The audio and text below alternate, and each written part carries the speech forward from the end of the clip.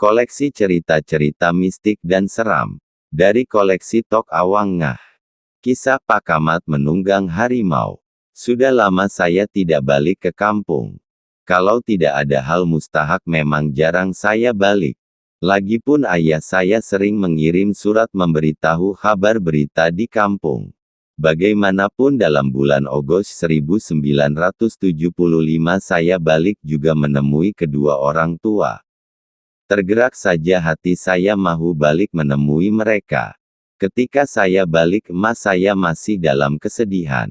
Heran juga saya mengapa emak dalam kesedihan karena semasa mengirim surat ayah saya tidak ada memberitahu apa-apa tentang berita tidak baik. Rupanya emak bersedih disebabkan 2 ekor lembunya mati. Seekor lembu darah tengah naik tubuh dan seekor lagi induk lembu sudah 2 kali beranak. Inilah yang menyedihkan emak saya. Dia memang sayang pada binatang-binatang ternakannya. Emak pernah sugul sampai 2 minggu karena kucing kesayangannya mati ditetak orang dengan parang. Sempat kucing itu balik ke rumah dengan belakangnya terbelah akibat ditetak dengan parang. Emak terpaksa membasuh luka kucing itu dan dibubuh obat. Bagaimanapun 2 hari kemudian kucing tersebut mati juga karena lukanya sudah berulat. Kalau jual lembu tuh tak kurang dari 700 ringgit seekor, ujar emak masih dalam kesedihan. Tapi, bukan duitnya yang kita kenang. Mengapa orang sampai hati menganiaya binatang, tegas emak terharu dengan nasib yang menimpa binatang ternakannya. Misalnya kucing kesayangan dia yang ditetak dengan parang itu. Apalah dosa kucing itu sampai tergamak tangan manusia menetaknya dengan parang. Di manakah letaknya peri kemanusiaan sebagai makhluk yang termulia dijadikan Allah sehingga sanggup melakukan perbuatan yang lebih hina dari seekor haiwan? Lembu tuh kena racun ke? Tanya saya perlahan. Emak tidak menjawab. Dia masih menahan kesedihan akibat kematian 2 ekor lembu itu. Memang emaklah yang mengembala lembu tersebut. Emak ada memelihara 6 ekor lembu. Dia tidak melepaskan lembunya seperti kebanyakan lembu yang diternak di kampung kami. Emak hanya menambatkan saja lembunya di tengah sawah kami yang tidak dapat dikerjakan karena tidak dapat bekalan air secukupnya. Tengah hari emak akan mengembala lembu-lembunya ke sungai untuk diberi minum. Kemudian ditambat semula. Dalam 1 hari itu emak perlu mengalihkan lembu 3-4 kali saja ditambat ke tempat yang ada kawasan rumput. Jadi, adalah mustahil boleh termakan racun lembu-lembu berkenaan. Boleh jadi Cina meracun di kebun pisang agaknya, saya mengagak kalaulah benar lembu-lembu itu termakan racun. Kadangkala bekas dia meracun tuh boleh membahayakan kalau tak dicuci bersih, jelas saya lagi. Racun apa? Ayah saya mendengus. 2 gulung kawat mata punai sebesar teko dalam perutnya, beritahu ayah saya terbatuk-batuk. Kawat mata punai. Saya keheranan. Orang jabatan haiwan yang belah perut lembu-lembu tuh. Mereka tunjukkan kawat mata punai itu, kata ayah saya menahan perasaan terharu bila mengenangkan peristiwa tersebut. Itulah yang mengherankan emak saya. Semasa dimasukkan ke dalam kandang emak dapati semua lembunya sihat petang tersebut. Malamnya, ketika ayah saya membetulkan unggun api, tidak ada tanda-tanda mencurigakan ke atas semua lembunya. Esok paginya apabila ayah saya mahu ke kebun dilihatnya seekor lembu sudah terkinjal-kinjal. Ayah saya coba memulihkan dengan cara mendoakan pada garam. Tetapi dia tidak berjaya. Sebab itulah ayah saya terus memberitahu pejabat haiwan daerah. Kalau tidak dapat dipulihkan pun, boleh juga dijual ke pasar sekiranya pihak pejabat haiwan mendapati tidak ada penyakit. Ketika ayah saya membawa pegawai pejabat haiwan seekor lagi lembunya tergolek. Sempatlah ayah saya menyembeli kedua-dua ekor lembu tersebut. Pihak pejabat haiwan mendapati tidak ada apa-apa penyakit. Untuk memastikan sama ada termakan racun atau tidak maka mereka pun membelah perut lembu tersebut. Alangkah terperanjatnya mereka mendapati segulung kawat mata punai sebesar tekoan air di dalam perut lembu itu. Kedua-duanya terdapat segulung seekor yang sama besarnya. Setelah disahkan tidak ada termakan racun, daging lembu dijual di pasar borong saja 100 ringgit seekor. Tidakkah mengherankan bagaimanakah segulung kawat mata punai sebesar tekoan air boleh terdapat di dalam perut lembu? Kalaupun lembu makan menelan seperti ular tentu tidak tertelan kawat mata punai seperti itu. Apalagilah lembu makan mengunyah. Tetapi bila memikirkan tentang kekuasaan Allah, maka tidaklah mengherankan. Allah Maha Pemurah lagi Maha Mengasihani, tentulah apa saja permohonan dari makhluknya hatta dari syaitan pun akan dimakbulkannya. Subhanallah, keluh saya apabila mendengar cerita dari ayah saya. Ah, siapa lagi, tentu orang tu yang punya kerja, ujar istri pula geram. Jangan menuduh. Ayah saya mengingatkan. Kita tak boleh menuduh, karena kita tak tahu, jelasnya perlahan. Istri saya terdiam. Dia sendiri tidak dapat mengawal perasaan bila mendengar cerita tadi. Sudah kerap kali saya ingatkan dia supaya tidak mengesyaki orang apabila menerima satu-satu musibah. Serahkan saja pada Allah menentukan yang hak dan yang batil. Mujur kena pada binatang, emas saya pula bersuara. Kalaulah terkena pada manusia, keluhnya terasa ngeri. Memang ngeri kalaulah segulung kawat mata punai sebesar tekoan air di dalam perut salah seorang keluarga saya. Ini bukanlah kerja syaitan, tetapi kerja manusia yang diperalatkan oleh syaitan. Lama saya terdiam memikirkan apakah tujuan mereka melakukan kerja demikian. Apakah yang menyebabkan orang sakit hati kepada keluarga kami sampai sanggup membuat kerja-kerja yang tak berfaedah. Takdirnya salah seorang keluarga saya menderita akibat perbuatannya, apakah faedah yang mereka perolehi? Disebabkan pikiran mereka tidak sampai ke situlah maka mereka tergamak melakukannya. Mujurlah Allah masih memberikan pertolongan kepada hambanya yang lemah. Allah menggelincirkan matlamat orang yang mempunyai perasaan iri hati itu dan menyebabkan lembu menjadi sasaran. Sudah tentulah matlamat awalnya ialah 2 orang dari keluarga saya. Dia nak tujukan pada ayah dan kau, beritahu ayah saya apabila emak dan istri saya sudah masuk ke dalam. Saya hanya mengangguk-angguk saja.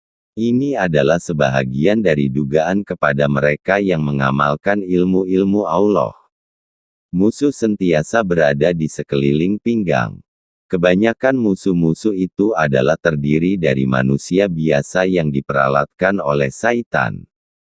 Mereka yang mengamalkan ilmu-ilmu syaitan sentiasa panas miang seperti terganggang ke api apabila terserempak dengan mereka yang mengamalkan ilmu-ilmu Allah. Sebab itulah mereka tidak senang diam apabila keadaan mereka terancam. Kalau kau nak tengok sendiri, cobalah, ujar ayah saya tersenyum. Saya tahu maksudnya menyuruh saya melakukan pengobatan cara tidur itu. Tak payahlah, sahut saya menyesali kejadian yang menimpa di tengah keluarga saya. Perkara dah lepas, sudahlah, ujar saya selanjutnya. Saya percaya dengan kata-kata ayah saya bahwa ada orang berniat tidak baik kepada diri saya dan ayah saya.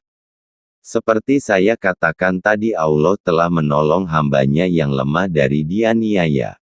Maka itulah sasaran orang berniat jahat tidak tepat, lalu terkena kepada 2 ekor lembu. Sebenarnya kalau Allah mengizinkan perbuatan mereka adalah tidak mustahil kalau sasarannya mengenai kami berdua. Ayah saya sendiri pernah menerima akibat dari perbuatan orang yang tidak menyenanginya. Kisahnya berlaku semasa saya masih kecil lagi dan arwah Tok Aji yaitu Tok Aki saya masih hidup lagi. Di kampung ayah saya dikenali dengan panggilan Bilal Hud karena dia menjadi Bilal di surau kampung itu. Untuk menyara hidup masa itu ayah saya bekerja mengambil upah membuat kerja-kerja bertukang. Pak Kamat telah mengajaknya mengambil kontrak mengangkut pasir, yaitu menggali sungai untuk membuat empangan air. Ajakan Pak Kamat ini diterima oleh ayah saya, memandangkan mereka berkawan baik. Dari segi umur memang Pak Kamat lebih tua dari ayah saya, tetapi mereka berkawan baik karena ada persefahaman. Sebenarnya Pak Kamat merupakan seorang pawang terkenal juga. Seminggu mereka sama-sama bekerja mengangkut pasir, tiba-tiba hujan panas turun. Pak Kamat mengajak ayah saya berteduh di bawah rumpun buluh yang berdekatan. Semasa mereka berteduh di bawah rumpun buluh inilah ayah saya melihat Pak Kamat berdiri secara tiba-tiba. Pak Kamat mendongak dengan muka meradang. Kemudian segumpal asap berpusar-pusar di udara lalu tergendeng macam papan liang lahat mahu menyerkup mereka berdua. Pak Kamat membaca menteranya dan dihembuskan ke arah asap berkepul tergendeng macam papan itu. Kemudian papan itu berkecai terus membentuk satu lembaga besar seperti orang berdiri terkangkang. Asap yang berbentuk lembaga orang terkangkang terbatuk-batuk beberapa kali.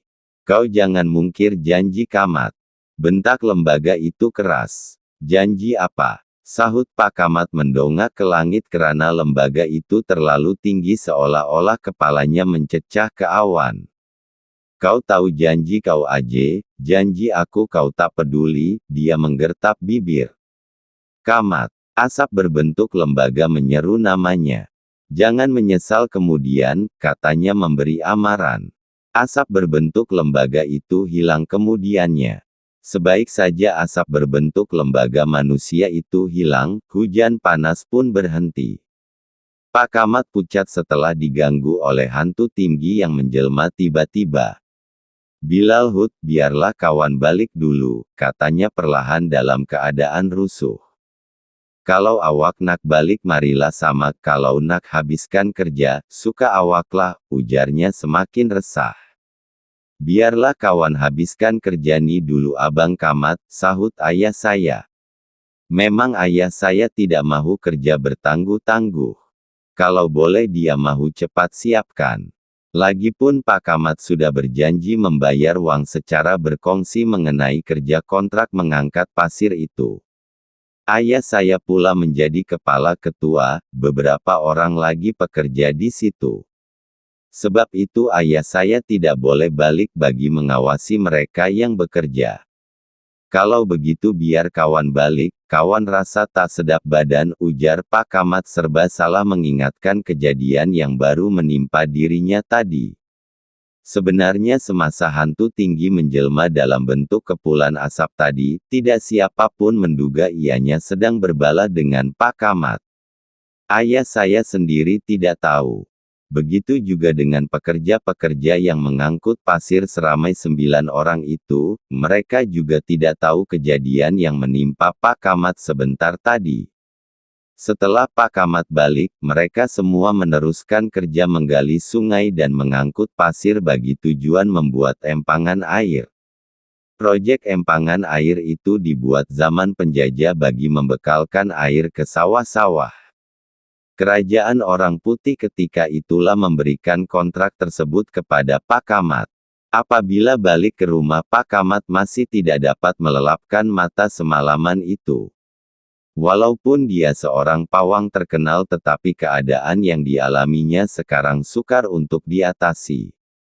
Sebagai seorang pawang memanglah caranya bersahabat dengan jenis-jenis syaitan seperti hantu tinggi. Kalau dia tidak memenuhi kehendak sahabatnya maka dirinya atau keluarganya akan menerima padah. Dia mesti memenuhi kehendak sahabatnya bagi membolehkan sahabatnya sentiasa mendampingi dia. Mudahlah dia memenangi hati tuan pegawai daerah mendapatkan kerja-kerja seperti menggali sungai itu selagi sahabatnya sentiasa berdamping. Puas dia memikirkan bagaimanakah caranya untuk mengatasi masalah tersebut. Kesalahannya pada sahabatnya kecil saja, tetapi bagi sahabatnya adalah besar. Sebenarnya dia terlupa membuat Sima semasa memulakan kerja seminggu sebelum itu. Pak Kamat tidak menyembelih kambing sebagai sima dan menyimbahkan darah kambing di kawasan tempat kerja. Sima inilah kononnya yang dituntut oleh sahabatnya. Apabila dia tidak melakukan sima maka galang gantinya adalah nyawa manusia. Inilah yang menyulitkan Pak Kamat. Sudah tentulah korban yang dikehendakinya itu salah seorang dari pekerja di situ. Mungkin ada malapetaka yang menimpa pekerja-pekerja seramai 9 orang, sama ada tergelincir mati lemas di dalam sungai, sama ada terkena cangkul, dan sebagainya. Pak Kamat tidak mahu pekerja-pekerjanya menjadi mangsa ketika membuat kerja-kerja tersebut. Esoknya Pak Kamat datang juga ke situ. Dia telah memberitahu ayah saya mengenai masalah dirinya. Memang kepada ayah sayalah dia meluahkan masalah dia. Sebab itulah persahabatan mereka sangat baik. Susah betul hati kawan Bilal Hud, keluhnya bila mengenangkan amaran hantu tinggi yang direnungnya semalam. Awak yang salah, adakan hantu dibuat sahabat, ujar ayah saya bergurau. Sebenarnya ayah saya tidaklah percaya sangat dengan perkara-perkara demikian. Dia hanya menganggap tahyul saja. Ini bukan main-main Bilal, tegasnya meyakinkan hati ayah saya. Beginilah Abang Kamat, ayah saya masih juga bergurau karena disangkanya Pak Kamat terlalu percaya dengan perkara tahyul. Kalau dia nak sangat, suruh ajalah jumpa kawan, katanya tersengih-sengih. Awak jangan cakap macam tu Bilal, Pak Kamat mengingatkan. Mukanya menjadi pucat bila mengenangkan sahabatnya menuntut janji itu. Kawan bukan cakap main-main. Ini perkara tak boleh main-main Bilal, ujarnya. Ayah saya tetap dengan pendiriannya menganggap tahyul saja perkara-perkara yang dihadapi oleh Pak Kamat. Dia percaya disebabkan Pak Kamat terlalu percaya kepada tahyul menyebabkan dirinya sentiasa dibayangi oleh hayalan tahyul itu. Bagi Pak Kamat tentulah sukar mahu menerangkannya bila ayah saya tidak percaya akan kata-katanya. Hari itu sekali lagi hujan panas turun. Semua pekerja berlindung di bawah rumpun aur berdekatan. Sekali lagi Pak Kamat melihat kepulan asap datang dan terdiri lembaga manusia yang tinggi, kepalanya sampai mencecah ke awan. Seperti semalam juga lembaga itu datang menuntut janjinya. Ketika ini Pak Kamat teringat akan kata-kata ayah saya mahu bertemu dengan sahabatnya itu. Tetapi Pak Kamat tidak sampai hati mahu memberitahu perkara tersebut. Lagipun dia sudah lama berkawan dengan ayah saya. Hubungan mereka sudah macam adik-beradik. Dia tahu ayah saya cuma bergurau saja semasa bercakap demikian. Awak berilah kawan berfikir sehari dua. Pak Kamat menengadah hantu tinggi yang menjelma dalam kepulan asap. Awak nak suruh Bilal Hud lawan kawan. Jerkah lembaga tersebut marah. Heh, awak jangan macam tu. Terkejut juga Pak Kamat kerana lembaga itu dapat mengagak apa yang tersirat di hatinya. Awak jangan nak menipu kawan, Kamat bentaknya semakin marah. Fasal Bilal Hud awak lupa beri kawan makan, dia mengingatkan Pak Kamat lagi. Awak jangan mungkir janji, Kamat. Nanti awak juga yang susah, tegas lembaga itu memberi amaran. Pak Kamat bertambah gementar. Dia semakin takut mendengar amaran yang diberikan. Selama ini dia sentiasa mematuhi apa saja kehendak sahabatnya. Dia tahu padanya kalau membantah. Memang perkara ini tidak dapat diterangkannya kepada sesiapa saja, karena pertemuan dia dengan sahabatnya tidak dapat disaksikan dengan panca indera biasa. Tentulah semua orang menganggapnya tahyul belaka, seperti ayah saya menganggap dia. Bagaimanapun orang-orang kampung heran juga melihat keadaan dirinya. Walaupun umurnya sudah meningkat lebih 50 tahun, tetapi susuk badannya masih tampan. Malah dia kelihatan seakan-akan sebaya dengan anak lelakinya sendiri yang sudah berumur 30 tahun. Dia juga boleh mengangkat barang yang berat-berat seperti batang sagu yang tidak dikerat-kerat, kayu tiang jambatan dan sebagainya. Kekuatan dan ketampanannya memang mengagumkan orang. Tetapi orang tidak tahu rahasia di sebalik kekuatan dan ketampanan dia selama ini. Fasal Bilal Hud, awak lupakan kawan. Bentak lembaga tinggi di dalam kepulan asap itu. Bukan, dia tak ada kena mengena Pak Kamat mempertahankan ayah saya. Kalau awak tak berkawan dengan dia, tentu awak tak lupa nak beri kawan makan, katanya mengingatkan Pak Kamat. Tidak, bukan salah dia, ujar Pak Kamat, serba salah. Kawan yang salah. Berilah kawan tempoh berpikir sehari dua lagi, jelasnya coba mententeramkan kemarahan sahabatnya itu. Selepas itu asap berkepul itu hilang dari pandangan mereka yang sama-sama berteduh di bawah rumpun aur. Mereka tidak sadar bahwa kepulan asap itu ialah jelmaan hantu tinggi yang hanya dapat dilihat oleh Pak Kamat. Setelah kabus tebal itu hilang, hujan panas juga turut berhenti. Mereka kembali membuat kerja masing-masing. Seperti semalam juga Pak Kamat balik dulu karena tidak sihat badan. Ayah saya terus menggantikannya mengawas pekerja-pekerja. Kalau kawan tak datang esok, awak sajalah teruskan Bilal pesannya semasa mencapai basikal untuk balik ke rumah. Kalau abang Kamat tak sihat, berehatlah di rumah 2-3 hari dulu, beritahu ayah saya. Kesian juga dia melihat Pak Kamat seperti orang tidak siuman setiap kali hujan panas turun. Esoknya memang Pak Kamat tidak datang. Ayah saya menjangka tentulah Pak Kamat sakit. Sejak semalamnya lagi dia sudah melihat Pak Kamat tidak cukup sihat. Mukanya pucat dan sentiasa rusuh tidak tenteram. Bagaimanapun kerja-kerja menggali sungai diteruskan juga. Ayah saya mahu kerja-kerja itu disiapkan seperti yang telah dijanjikan. Paginya apabila dia dan pekerja-pekerjanya sampai di tempat kerja didapati pasir yang sudah dinaikkan ke tebing semuanya sudah ditolak semula ke dalam sungai. Pasir sudah bertimbun semula di dalam sungai. Sekurang-kurangnya memakan masa seminggu untuk mengangkutnya naik ke tebing semula. Bermakna kerja mereka bertambah lewat seminggu. Macam mana nih Bilal? Salah seorang yang bekerja di situ bernama Usin Rimau bertanya. Heran juga dia bagaimana pasir-pasir tersebut boleh dikaut semula masuk ke sungai.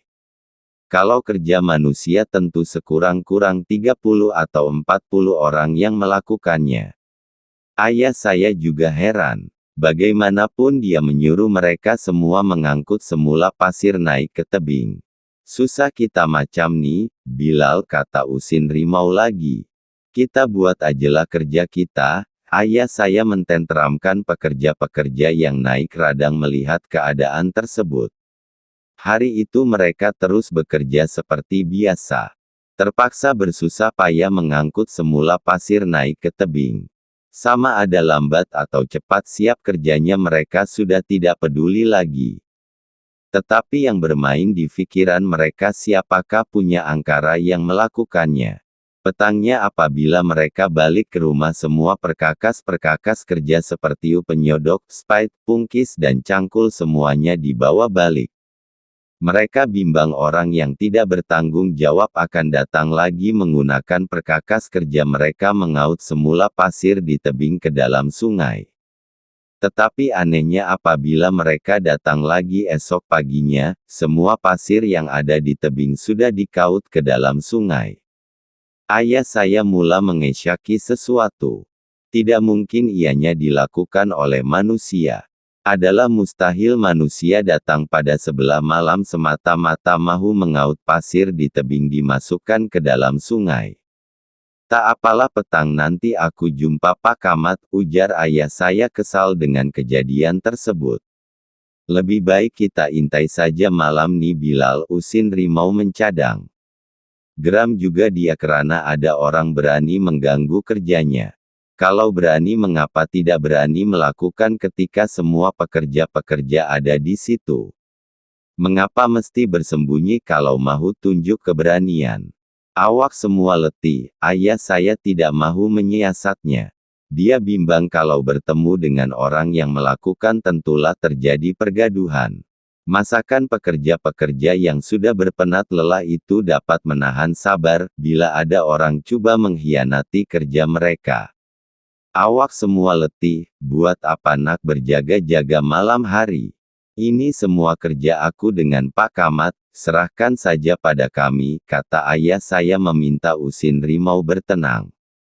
Tempat mereka mengangkut pasir itu memang jauh dari kampung, kira-kira sebatu jaraknya ke pinggir hutan.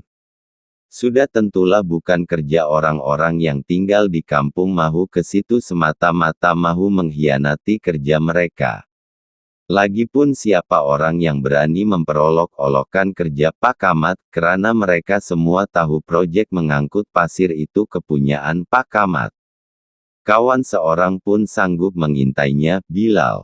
Usin Rimau menggertap bibir sambil menggenggam hulu parangnya. Biar malam nih kawan intai, kawan nak lihat jantan siapa berani mengganggu kerja kita, ujarnya bersemangat. Semua pekerja-pekerja itu sanggup menyiasat siapa yang mahu melakukan kerja mengaut semula pasir ke dalam sungai. Mereka serentak bertekad akan menentang musuh yang mengkhianati mereka. Soal sudah letih karena bekerja seharian tidak perlu difikirkan. Mereka tidak mahu tenaga mereka menjadi sia-sia akibat perbuatan orang yang mengkhianat. Mahu tidak mahu ayah saya terpaksa mengalah. Dia juga bersetuju untuk sama-sama menyiasat. Kalau kerja manusia, apakah tujuan mereka melakukannya? Siapakah yang menyuruh? Apakah faedahnya? Adakah mereka mendapat keuntungan apabila mengganggu kerja-kerja tersebut? Kalaulah kerja itu cepat siap tentu semua orang kampung akan senang. Kerajaan akan membina empangan batu di situ yang boleh menampung pengairan ke sawah meliputi satu mukim yakni termasuk beberapa kampung seperti Kampung Tegom, Kampung Gasing, Kampung Cendak, Kampung Lepam, Kampung Tangah dan Kampung Hilir. Pesawah-pesawah tidak perlu lagi menggunakan empangan papan menampung air dari anak-anak sungai kecil bagi mendapatkan bekalan air. Kadangkala terpaksa berkongsi 7-8 orang untuk membina empangan papan. Sawah mereka juga kekurangan air kecuali di bahagian berhampiran dengan anak-anak air. Tetapi rancangan mendirikan empangan batu itu boleh mengairkan kawasan tinggi, yang selalunya tidak dapat ditanam padi karena tidak dapat air. Alangkah baiknya kerja-kerja untuk mempercepatkan pembinaan empangan batu tersebut. Sebab itu ayah saya tidak percaya orang-orang dari kampung yang melakukannya. Walau bagaimanapun karena Usin Rimau dan kawan-kawannya sanggup menyengkang mata untuk menyiasat, ayah saya juga bersedia mengikut kemahuan mereka. Di samping itu mereka juga tidak mahu memberitahu Pak Kamat, karena orang tua itu masih tidak sihat. Mereka tidak mahu mengganggu Pak Kamat, mana tahu penyakitnya akan bertambah teruk bila mendengar kejadian yang menimpa pekerja-pekerjanya. Kira-kira jam 11 pagi hujan panas turun lagi seperti beberapa hari sebelumnya. Mereka semua berteduhan di bawah rumpun aur yang berhampiran di situ sementara menunggu hujan panas berhenti. Tidak lama kemudian ayah saya merasa sakit kepala. Dia memberitahu Usin Rimau kepalanya terlalu sakit bagaikan ditusuk dengan besi tajam. Tiba-tiba saja ayah saya pengsan tidak sadarkan diri menyebabkan semua pekerja-pekerja kelam kabut. Sebaik saja hujan panas berhenti Usin Rimau pun menyuruh kawan-kawannya tinggalkan saja kerja dan membawa ayah saya balik ke rumah. Sampai di rumah ayah saya masih belum sadarkan diri. 1 hari 1 malam keadaannya tetap tidak berubah. Memandangkan keadaan semakin tenat, nenek saya menyuruh panggilkan saja Pak Kamat. Cuma Pak Kamat saja di kampung itu yang dikenali sebagai pawang. Pak Kamat pun sakit, beritahu Usin Rimau. Kalau begitu panggilkan Mahat, kata nenek saya seterusnya. Agaknya Mahat boleh mencoba-cobakan, jelasnya supaya diberitahu segera Pak Tua Mahat saya, yaitu anak nenek saya yang tua. Dalam masa Usin Rimau masih teragak agak mahu memanggil Pak Tua Mahat, Tok Aji pun sampai bersama nenek saya sebelah ayah. Mereka berdua sudah pun diberitahu mengenai ayah saya yang tiba-tiba saja pengsan. "Macam mana anak kita nih Besan?" tanya Tok Aji pada nenek saya. "Entahlah Aji," sahut nenek saya rusuh. "Kena dekat tempat dia mengangkut pasir itulah. Tak semena-mena hujan panas," kata Usin. "Lepas tu teruslah dia tak sedar diri," beritahu nenek. Tidak lama kemudian Usin Rimau pun terus memanggil Pak Tua Mahat. Apabila dia sampai, nenek pun menyuruh Pak Tua Mahat mengobati ayah saya yang terlantar tidak sadarkan diri. "Pak Aji ada," kata Pak Tua Mahat perlahan. "Biar saya yang mengikut Pak Aji," jelasnya apabila mendapati Tok Aji sudah ada di situ.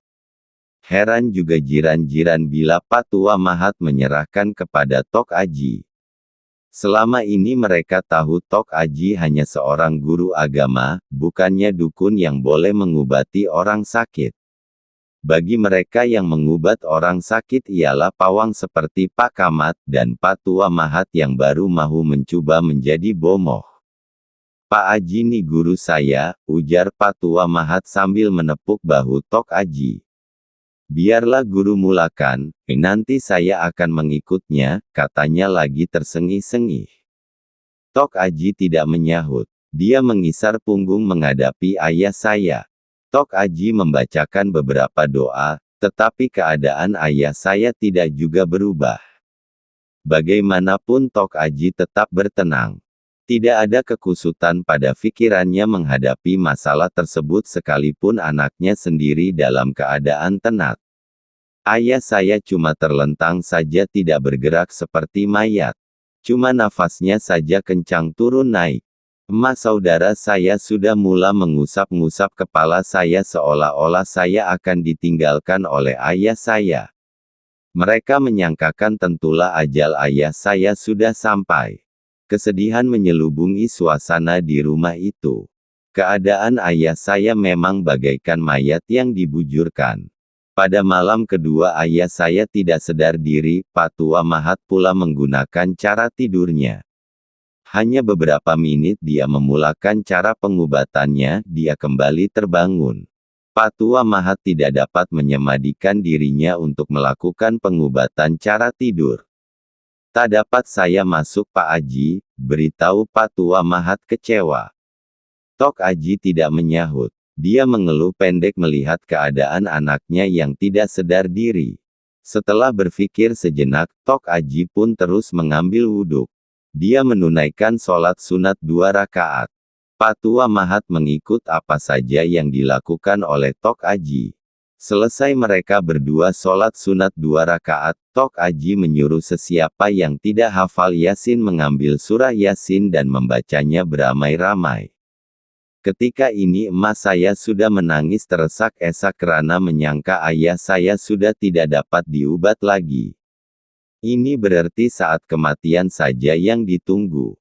"Apa yang kau tangiskan nih?" Tok Aji memarahi emak saya. Kemudian Tok Aji mula membaca Yasin bersama jiran-jiran yang berkumpul di situ. Tidak kurang dari 40 orang turut membacakan Yasin. Petangnya pun Usin Rimau sudah membawakan beberapa surah Yasin dari surau. Oleh itu apabila Tok Aji mahu membacakan Yasin, mereka semua sudah pun bersedia. "Kita gempur Mahat," bisik Tok Aji pada Pak Tua Mahat. Pak Tua Mahat mengangguk. Semasa membaca Yasin ini jiran-jiran semuanya melihat Pak Tua Mahat dan Tok Aji kusyuk membacakan Yasin. Ketika ini mereka berdua sudah meninggalkan tempat duduk, dan melayang-layang mencari punca yang menyebabkan ayah saya tidak sadar diri. Selepas selesai membaca Yasin beramai-ramai, Tok Aji dan Pak Tua Mahat kelihatan terlalu letih. Mereka berdua pun tidur seperti tidak bermaya. Sehingga jam 3 pagi barulah mereka berdua dikejutkan oleh emak saya, setelah ayah saya mulai sadarkan diri. Esoknya, ayah saya terus mengajak Usin Rimau ke tempat mereka mengangkut pasir. Walaupun ditegah oleh nenek saya karena dia baru baik dari sakit, tetapi ayah saya tetap berkeras. Dia tidak kelihatan seperti sakit sekalipun tidak sadarkan diri 2 hari 2 malam, serta tidak makan dan minum. Tetapi Tok Aji tidak melarang. Usin Rimau terpaksa juga ikut menemankan ayah saya karena dia bimbangkan keadaan diri ayah saya. Apabila mereka sampai di situ, Usin Rimau terkejut karena semua pasir yang dikaut ke dalam sungai sudah diangkutkan semula ke tebing. Kerja mereka selama ini tidaklah sia-sia. Setelah ayah saya balik barulah dia menceritakan keadaan dirinya selepas dia sakit kepala. Ketika ini satu lembaga besar memukul kepalanya dengan kapak menyebabkan dia tersungkur. Bagaimanapun dia sempat mengingatkan beberapa ayat Quran yang membolehkan dia bangun semula. Dia terpaksa menentang lembaga itu dengan segala kekuatan tenaga batiniahnya. Lembaga itu melarikan diri jauh-jauh karena tidak tertahan dengan serangan ayah saya. Lembaga itu melemparkan beribu-ribu kapak ke tubuhnya. Ayah saya merasakan kapak tersebut melekat pada segenap tubuhnya. Tetapi apabila dibacakan ayat-ayat tertentu semua kapak-kapak itu jadi cair. Sekarang kau nak kacau kerja aku ye. Ayah saya semakin marah. Nyawa kau dalam tangan aku sekarang, ejek lembaga itu tertawa terbahak-bahak. Kau jangan coba nak melawan, katanya mengancam. Nyawa aku di tangan Allah, bukan di tangan kau, sahut ayah saya lalu menghembuskan ayat lanar jumanakum. Berpuluh-puluh panah berapi menjunam tidak dapat dielakkannya. Ketika ini ayah saya nampak Tok Aji datang lalu menamparkan muka lembaga hitam bertubuh tinggi itu. Lembaga itu menjadi gerun bila terpandang Tok Aji. Tetapi Tok Aji tidak menyerang berterusan. Aku tahu, kau nak menguji anak aku. Cobalah. Tok Aji mengejeknya. Tapi jangan tunggu sampai aku sendiri memusnahkan seluruh kaum keluarga kau. Sekali lagi Tok Aji menamparkan mukanya sampai lembaga bertubuh hitam itu berguling. Dia tidak berani langsung mengangkat mukanya menghadap Tok Aji. Rupanya semasa Tok Aji mengubat ayah saya, dia sudah tahu bahwa ayah saya memang sedang berlawan dengan lembaga tersebut. Sebab itulah dia bertenang walaupun ayah saya masih belum sadarkan diri.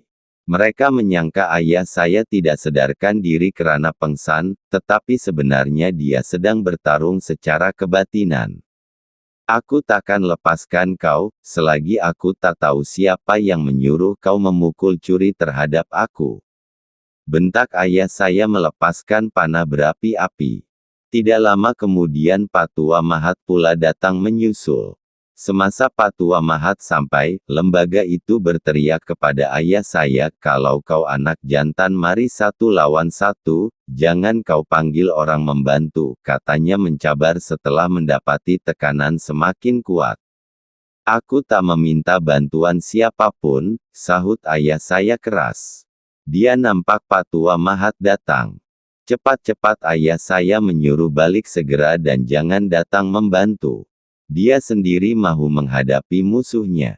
Setelah tidak ada siapapun datang membantu lembaga berkenaan melontarkan semua pohon-pohon kayu 5-6 pemeluk menerjah ke tubuh ayah saya. Semuanya datang seperti ribut. Hampir juga ayah saya lemas akibat diterjah pohon-pohon 5-6 pemeluk itu. Cepat-cepat dia membaca surah Al-Ikhlas 3 kali kemudian menghembuskannya. Ribut pohon-pohon kayu itu terhenti disambut oleh petir halilintar menerkam ke arah lembaga hitam itu. Terlolong-lolong dia bila dipanah petir tidak berhenti. Sekarang tunjukkan siapa menyuruh kau datang menyerang aku. Tanya ayah saya menggertak bibir. Lembaga itu tetap merahasiakan. Sekali-sekala dia menyerang ayah saya dengan kapak berterbangan. Tetapi setiap serangannya dapat dipertahankan oleh ayah saya. Akhirnya ayah saya sendiri tercengang-cengang bila tiba-tiba saja kawasan di situ bergegar kuat seperti dilanda gempa.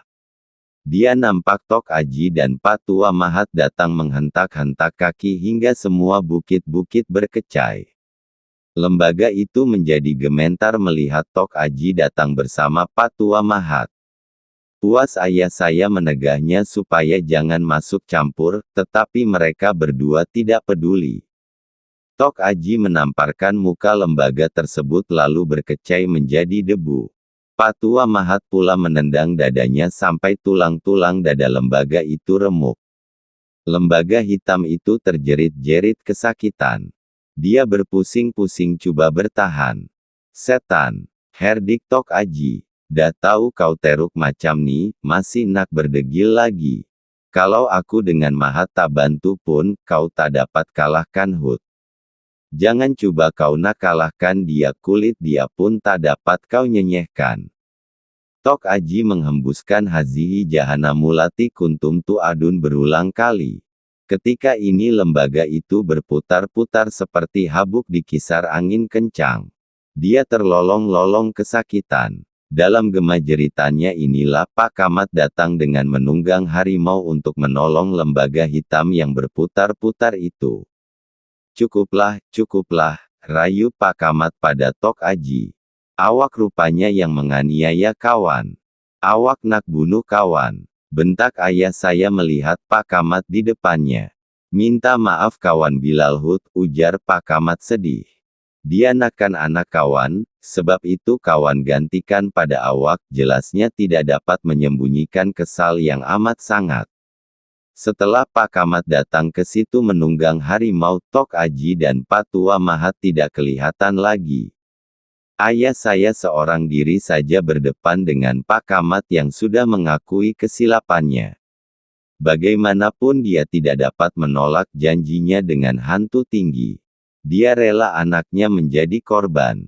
Balik dari tempat mengangkut pasir dengan usin rimau, ayah saya mendengar berita ketika berhenti minum teh di kedai, bahwa anak perempuan Pak Kamat yang baru berumur 2 tahun mati mengejut. Mereka berdua pun terus menziarahi anak Pak Kamat. Semasa ayah saya di situ, Pak Kamat sentiasa mengelak diri tidak mahu bertembung dengan ayah saya. Itulah kisah yang pernah dihadapi oleh ayah saya. Oleh itu saya kira peristiwa 2 ekor lembu ternakannya tiba-tiba mati, dan didapati segulung kawat mata punai sebesar tekoan air di dalam perutnya itu, sebahagian dari ujian dan dugaan yang mesti diterima.